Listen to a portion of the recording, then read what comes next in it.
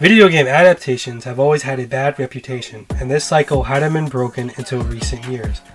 Though many will cite Sonic the Hedgehog as the first to break this cycle in 2020, I think many forget about Detective Pikachu that released a year prior.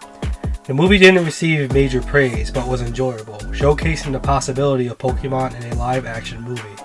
Despite the controversy of Sonic the Hedgehog's original design, which was overhauled due to backlash, the movie was very successful and led to the release of a sequel in 2022, with a third movie to be released in 2024.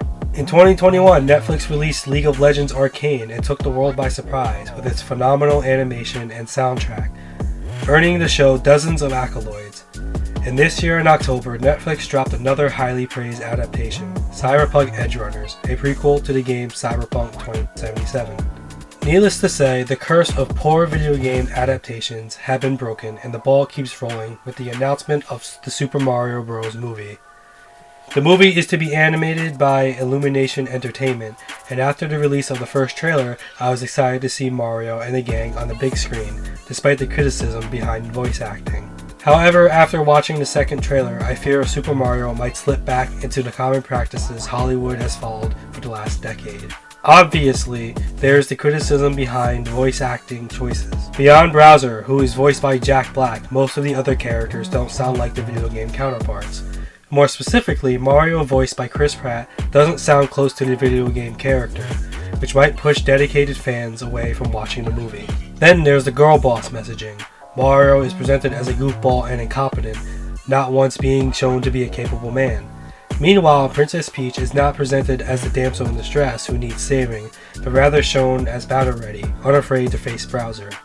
A part of me does agree that this is a necessary change, as a damsel in distress character wouldn't be well received, for such a trope was a common characteristic for female characters for the longest time.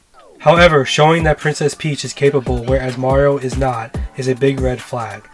It brings to question, if Peach is capable of fighting, then why have Mario be the hero of the movie? Then there's the issue of possible nostalgia bait, for my first thought about watching the second trailer was how much more they showed compared to the first trailer. I won't go through every possible nostalgia bait and memory, but I'll list a couple. Raccoon Mario, the Flame Flower power-up, Mario Kart, and Rainbow Road. Though I have my concerns, this can all be conjecture, and for all I know the movie will be actually good.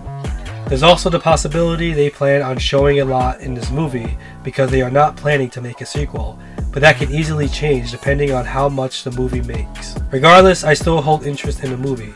Super Mario is one of the first video games I was introduced to growing up in the 90s, and I hope the movie will be good. It will also be interesting to see if Sonic and Mario not only compete in the gaming industry, but also on the big screen, for Sega and Nintendo has a long-standing rivalry between the two characters. Who knows, maybe one day there will be a crossover between the characters.